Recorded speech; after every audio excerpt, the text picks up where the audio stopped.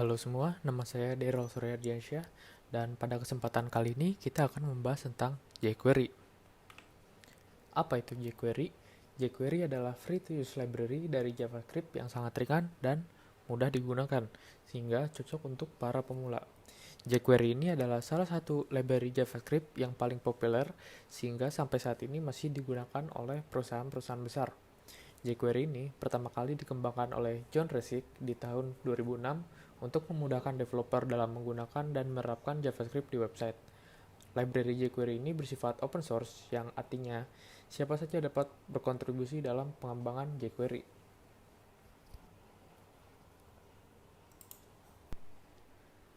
Nah, sekarang fitur apa saja sih yang ada di jQuery? Yang pertama, itu jQuery dapat memanipulasi HTML atau DOM, Document Object Model, sehingga memudahkan kita untuk mengerjakan DOM di dalam HTML. Selain itu, jQuery juga dapat memudahkan kita dalam menggunakan event handler. Apa itu event handler? Nanti akan kita bahas di dalam bagian HTML manipulation.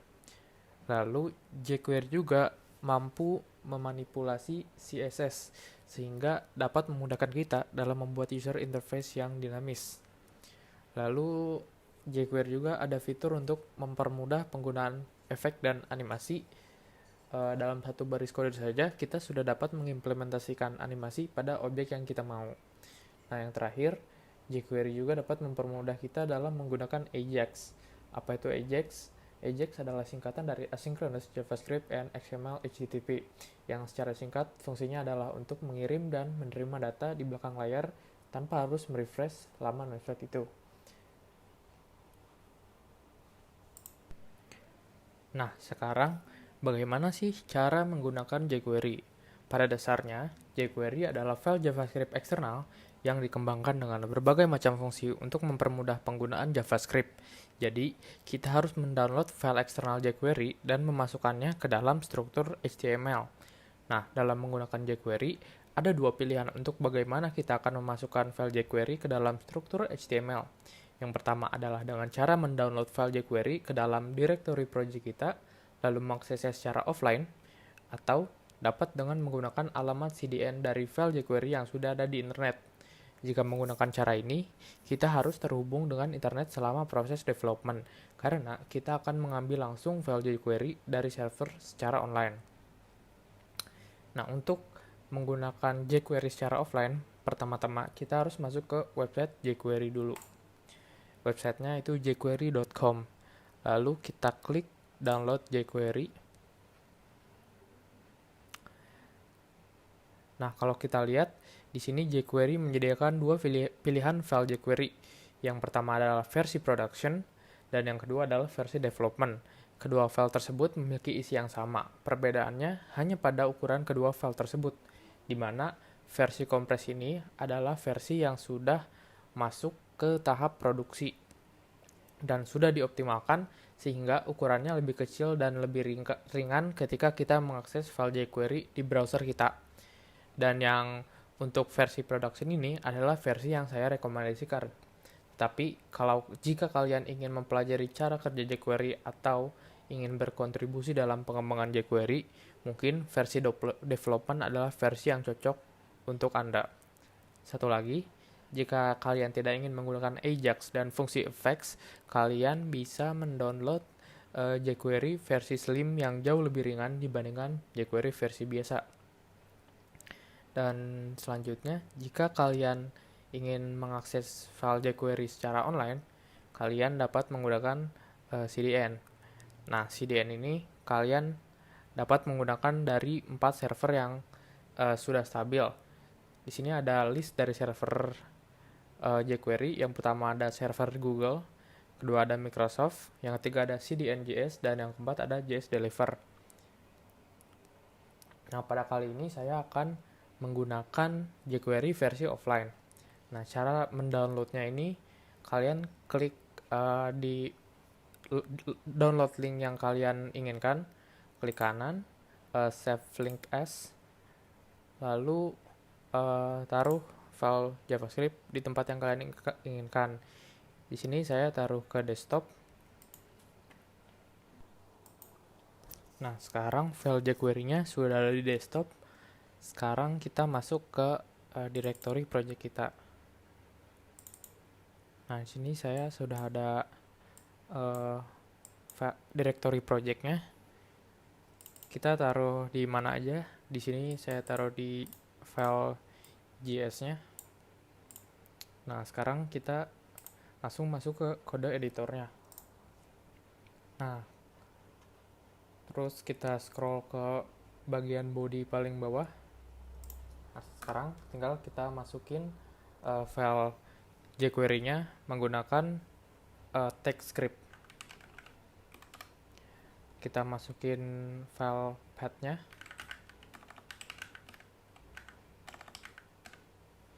Nah, udah. Lalu kita akan membuat file script juga untuk dieksekusi oleh file HTML-nya. Kita kasih nama script JS saja. Kita bikin dulu di sini.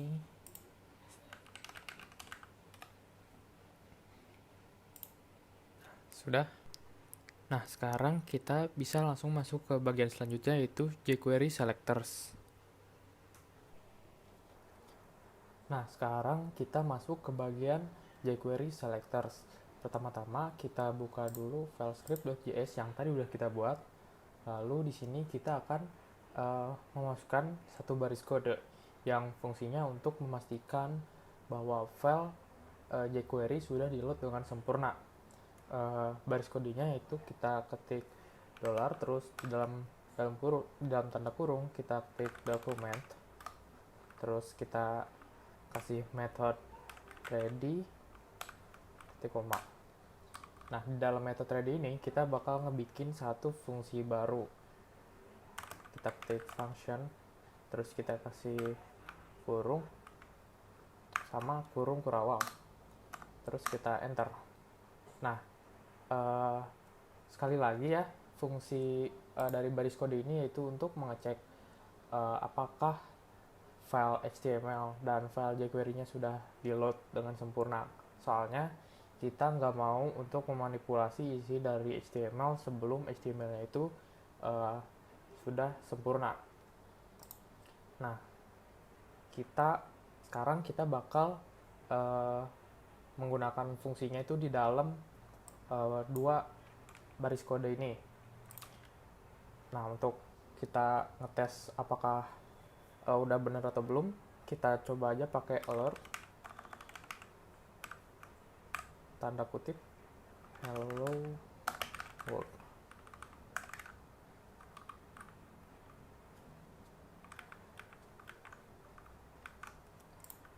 Nah, udah muncul ya hello world. Sekarang kita bisa langsung milih elemen yang mau kita ubah. Nah, setiap sintaks jQuery itu semuanya diawali dengan simbol $. Nah, jadi semuanya itu dengan simbol $, sama dalam kurung. Lalu kita kasih untuk memilih tag atau ID atau class itu kita kasih dulu tanda kutip. Misal kita mau milih tag h1, kita langsung ketik h1 aja. Kalau kita mau milih tag paragraf, kita ketik p. Kalau kita mau milih div, kita pilih div. Nah, tapi di sini saya bakal pilih h1 aja. Terus kita kasih method css untuk memanipulasi isi CSS, style CSS dari komponen itu. Terus kita kasih kurung kurawal, terus kita enter biar rapih aja. Nah, di sini kan h1-nya itu ini ya, hello, ini tulisan hello. Nah, sekarang kita bakal coba buat ganti warnanya jadi, misal jadi warna biru. Nah, udah berubah kan. Kita mau ganti jadi warna hitam. Nah, udah juga. Nah, tapi kita biarin aja jadi putih. Nah, terus selanjutnya kita mau milih class yang ada di dalam HTML. Sama kayak yang tadi, kita ketik dulu simbol dolar terus dalam kurung tanda kutip. Nah, sekarang kita mau pilih ID apa ya ini. Kita pilih ini aja deh, Navtagol. Karena sama kayak CSS, untuk selektor untuk ID itu kita pakai tanda pagar. Terus kita tulis nama ID-nya Navtagol. Terus kita kasih metode CSS dalam kurung, terus kurung kerawal. Kita kasih tanda kutip lagi. Oh ya, saya lupa ngingetin, untuk semua manipulasi CSS di jQuery itu properti sama value CSS-nya itu harus dikasih tanda kutip. Nah, sekarang Navtagolnya kita mau kasih ganti warna juga nih. Jadi hitam. Nah, warnanya udah diganti ya, jadi warna hitam. Selanjutnya kita mau pilih classes. Sama, kita dolar tanda kurung tanda kutip. Kita pilih apa ya? Kita pilih ini deh, skills name. Name .css tanda kurung buka, kurung kerawal buka. Kita ganti warnanya jadi biru. Nah, udah semua warnanya yang tadi abu-abu udah berubah jadi biru. Nah, tapi kan ini semuanya ya. Gimana kalau misalkan kita mau milih salah satu aja? Nah, kalau gitu caranya kita ini jadiin comment dulu aja. Kita select lagi tag class skills name-nya. Name. Nah, lalu kita kasih, kalau untuk milih salah satu itu kita kasih titik 2. Misalkan kita mau pilih elemen pertama dari box ini, kita ketik first. Sama kita kasih metode CSS, ganti warnanya jadi blue.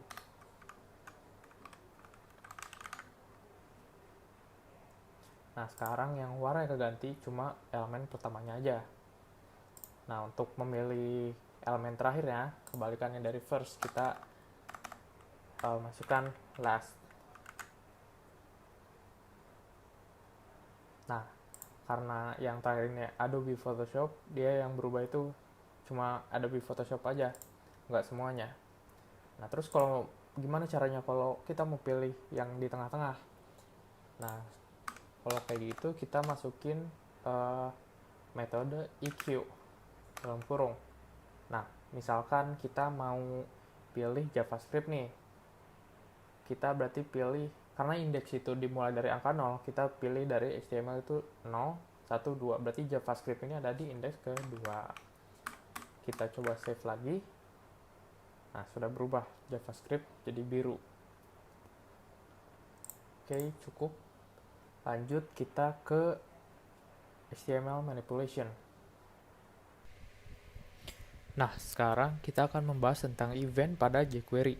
Sama seperti JavaScript, event adalah kejadian yang terjadi baik itu dari browser maupun input dari user, di mana user ingin meminta suatu respons. Nah, event ini adalah jenis-jenis kejadiannya. Kalau teman-teman coba search di Google, banyak banget referensi tentang event ini. Salah satunya itu dari website resminya jQuery. Nah, bisa kita lihat di sini ada banyak banget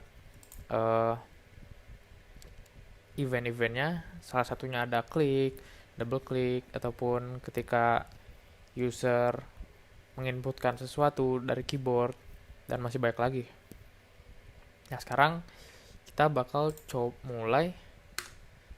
Seperti biasa, kita harus memasukkan sintaks jQuery, simbol dolar, sama dalam kurung. Nah, lalu kita select objek yang mau kita manipulasi.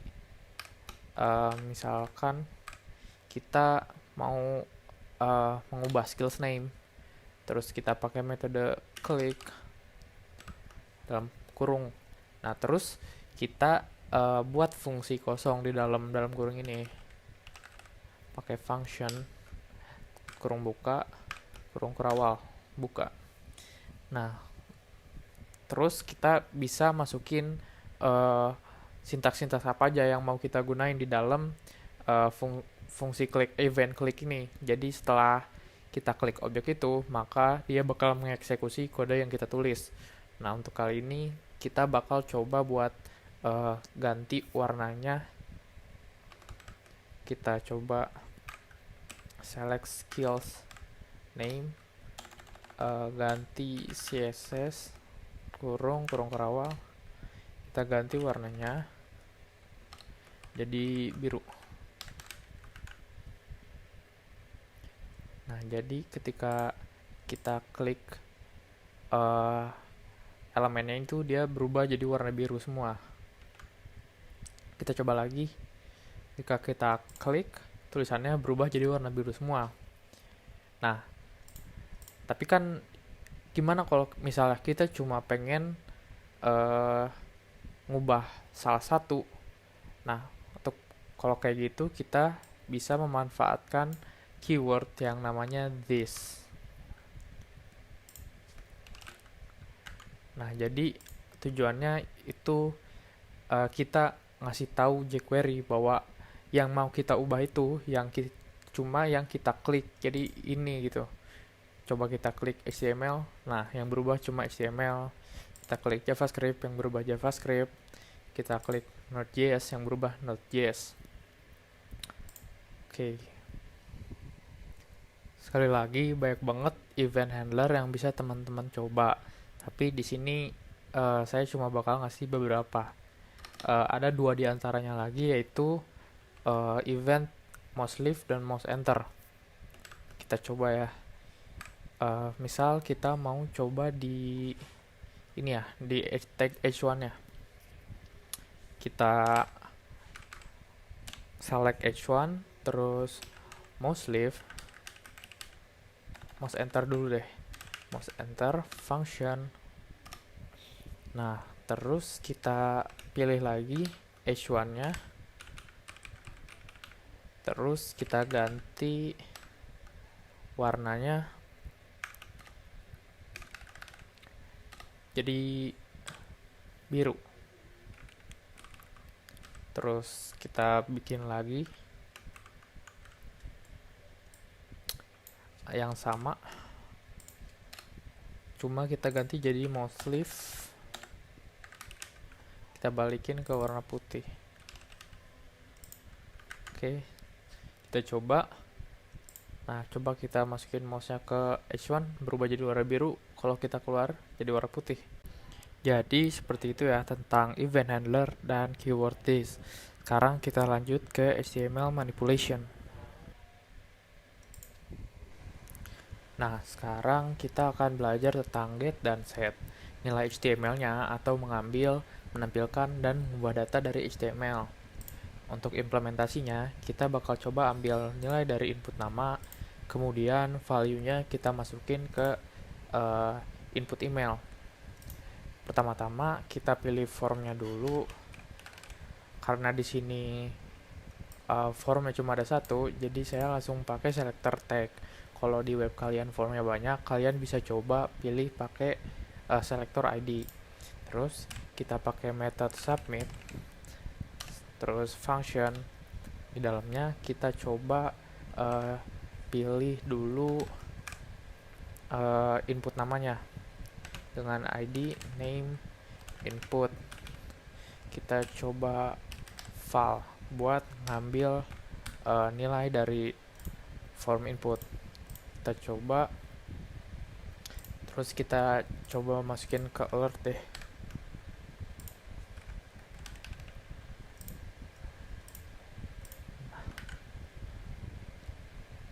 Oke, kita coba, kita submit. Nah, dia udah ngeluarin nama dari yang kita masukin tadi. Itu udah benar. Nah, terus si name input ini, nilai dari name input ini kita masukin ke variable. variabelnya nama. Nah, jadi apapun yang kita masukin ke input nama ini, dia bakal jadi variabel nama. Terus kan kita mau masukin ke email, jadi kita harus bikin variabel emailnya. Kita bikin email var email sama dengan nama plus. Nah, jadi kita idenya itu nama yang kita input bakal ditambah sama prefix email yang kita mau. Kita bakal coba pakai @gmail.com. Terus udah gitu kita coba select form emailnya dengan ID email input. Nah, jadi terus kita pakai metode value buat ngubah value dari emailnya ini. Kita save, terus kita coba. Misalkan real ADR. Kita submit. Nah, dia bakal otomatis ngisi. Kalau misalkan kita coba Daryl Surya. Nah, dia bakal ngisi darylsurya@gmail.com. Nah, pas kita klik itu, kenapa dia bakal otomatis ke atas? Karena form itu dia sifat dari form itu setelah disubmit dia bakal memproses data di halaman lain. Jadi gimana cara kita buat mencegah hal ini? Kita pakai baris kode yang namanya event.prevent default. Nah, kita coba Daryl ADR. Nah, dia udah bener, nggak ke atas lagi. Nah, terus ada juga method buat ngambil nilai dari HTML yang lain, itu namanya text. Kita coba di ini aja deh, di console. Nah, misalkan kita mau nge-klik ini, nama kelasnya itu kontak text. Di konsolnya kita coba pilih dulu pakai dollar kelasnya contact underscore text. Kita pakai method text. Nah, dia bakal keluar tuh teksnya itu yang tadi kan Daryl Ardiansyah @binus, terus nomor telepon sama alamat. Nah, sekarang kita bakal coba buat manipulasi teks-teks ini. Pertama, kita ulangi lagi, cuma kita coba di dalam metode teksnya ini kita kasih parameter, misalkan hello world. Nah, dia semuanya bakal ganti karena tiga-tiganya ini kelasnya sama.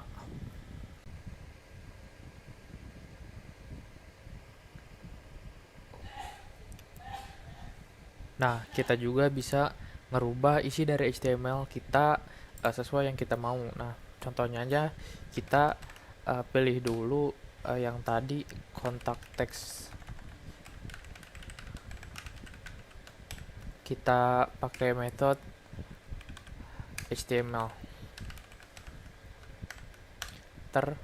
Nah, dia tuh isinya tuh hello world semua. Sekarang kita coba ngubah jadi tulisannya jadi bold, sama kayak tadi, cuma di fungsi di metode HTML nya kita kasih parameter sesuai hypertext yang kita mau. Misalkan kita mau nyoba pakai bold text, jadi hello world. Nah, dia semua udah berubah jadi bold. Oke, cukup. Sekarang kita lanjut ke menghapus dan menambah elemen. Nah, sekarang kita akan membahas tentang menambah dan menghapus elemen di HTML menggunakan jQuery. Untuk menambah elemen sendiri ada 4 cara yang dapat digunakan, yaitu menggunakan append dan prepend atau menggunakan after dan before. Kemudian untuk menghapus elemen di HTML ada dua cara, yaitu menggunakan method remove atau empty. Nah, sekarang kita langsung coba ke implementasinya. Pertama, kita pilih dulu elemen yang kita mau. Misalkan di sini saya pilih skills box, class selector class skills. Kita pakai skills box. Terus kita coba append. Terus kita kasih parameter, misalkan teks yang kita mau itu adalah Ruby. Kita save. Nah, teks Ruby ini dia otomatis bakal ditambahkan ke ujung list ini karena dia menggunakan append. Sekarang coba kita pakai prepend. Nah, kebalikan dari append, dia menambahkannya itu di belakang listnya. Sekarang coba kita pakai after.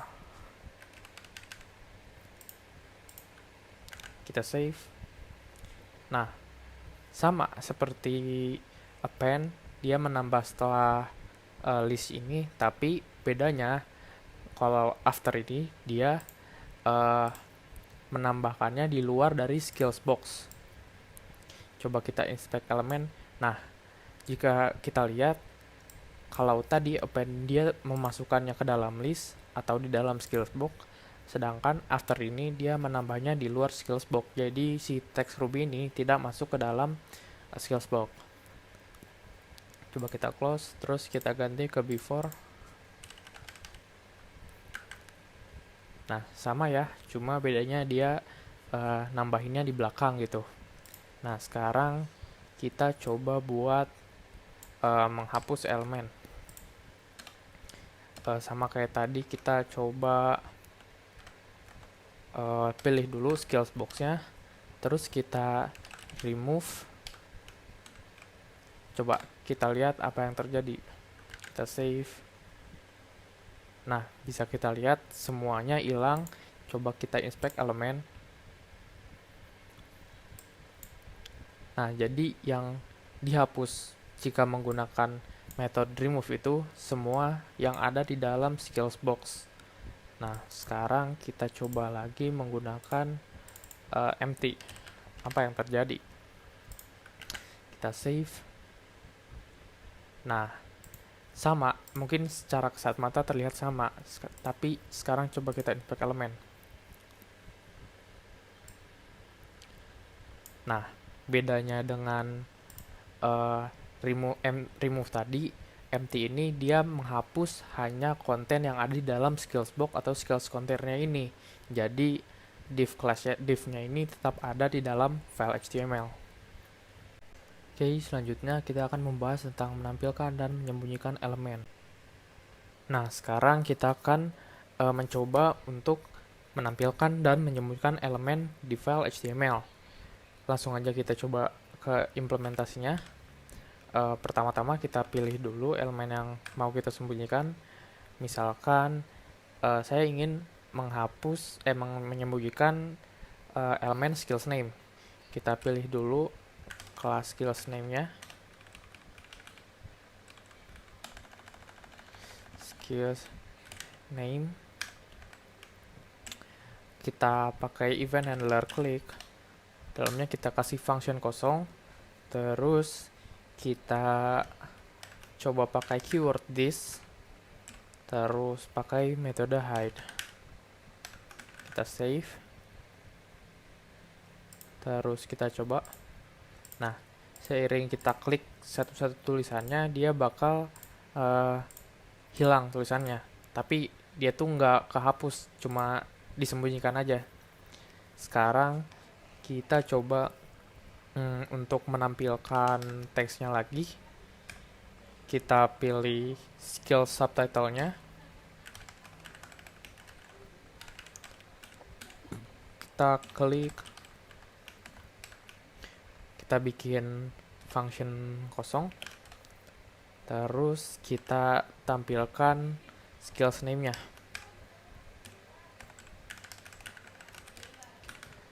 Pakai metode show. Kita save. Terus kita coba, kita sembunyikan satu persatu. Oke. Nah, terus kita klik skill subtitle-nya. Oh, masih belum bisa.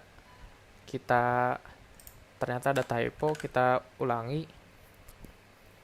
Kita klik satu-satu. Terus kita klik ininya. Bisa ya. Kita klik skill subtitle-nya, dia muncul semuanya. Nah, sekarang kita bakal coba pakai metode yang terakhir, yaitu metode toggle. Jadi apa bedanya dengan metode show dan hide? Jadi toggle ini dia satu metode untuk show dan hide. Jadi ketika kita mengklik nama ini, dia bisa show, bisa hide. Oke, kita coba. Kita klik namanya. Nah, dia bakal, jika kita klik subtitlenya, dia bakal menyembunyikan dan menampilkan. Oke, selanjutnya kita akan pindah ke animasi. Oke, yang terakhir kita akan membahas tentang animasi, chaining, dan callback. Nah, di sini saya hanya akan membahas beberapa saja. Salah satunya diantaranya yaitu animasi untuk menampilkan dan menyembunyikan elemen. Nah, misalkan di sini saya sudah memilih skill subtitle dan menggunakan event handler click dan memberikan fungsi untuk slide toggle. Kita coba apa yang terjadi apabila kita mengklik skill subtitle. Nah, dia dapat menyembunyikan dan menampilkan, tapi ada animasinya. Nah, slide toggle ini bisa kita kasih parameter. Parameternya itu waktu seberapa cepat dia menyembunyikan atau menampilkan. Parameternya ini, waktunya ini, itu dalam bentuk millisecond. Misalkan kita coba kasih 1500 yang artinya 1,5 detik. Kita save. Terus kita klik. Nah, dia animasinya akan sedikit melambat. Oke, sekarang kita akan membahas tentang chaining. Jadi, keunikan dari JavaScript, salah satu keunikan dari JavaScript yaitu dia dapat menggunakan metode setelah metode. Jadi, kita dapat menggunakan metode beriringan tanpa harus membuat garis baru. Misalkan kita pilih section title, terus kita kasih event handler click, kita buat function.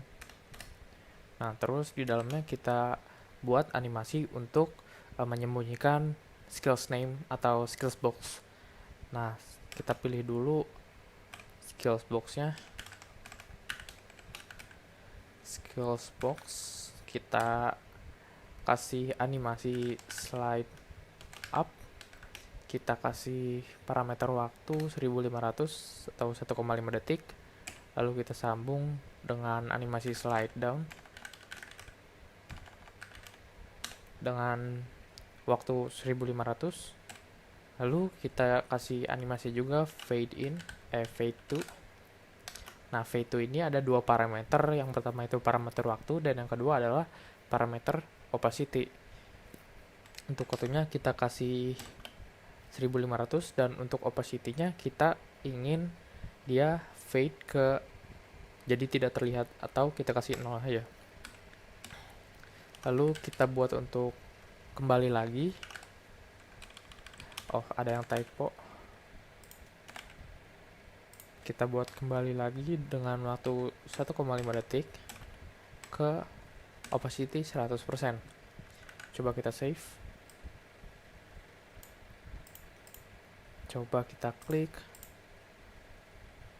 Nah, dia sudah mengeksekusi deretan metode ini. Jadi dia akan membaca dari metode yang paling depan sampai ke paling belakang, yaitu dari slide up, slide down, fade to, secara berurutan. Nah, yang terakhir kita akan membahas tentang callback. Jadi callback ini adalah seperti asisten apabila kita sudah menjalankan sebuah eksekusi perintah, lalu kita akan menyambung dengan eksekusi perintah lain setelah eksekusi perintah sebelumnya dilakukan. Nah, untuk itu kita akan menggunakan, setelah v2 ini kita akan atau di sini saja deh, kita bakal kasih koma lagi, terus kita buat function baru, kita jadi setelah animasi selesai, kita ingin mengeluarkan alert. Kita kasih alert dengan tulisan sukses. Oke, kita save. Sekarang kita coba. Nah, berhasil. Jadi setelah slide toggle-nya ini selesai, dia akan menjalankan fungsi yang telah dibuat di dalam parameternya itu, yaitu alert success. Seperti ini. Oke, demikian materi yang dapat saya sampaikan. Mohon maaf apabila kekurangan. Terima kasih dan sampai jumpa.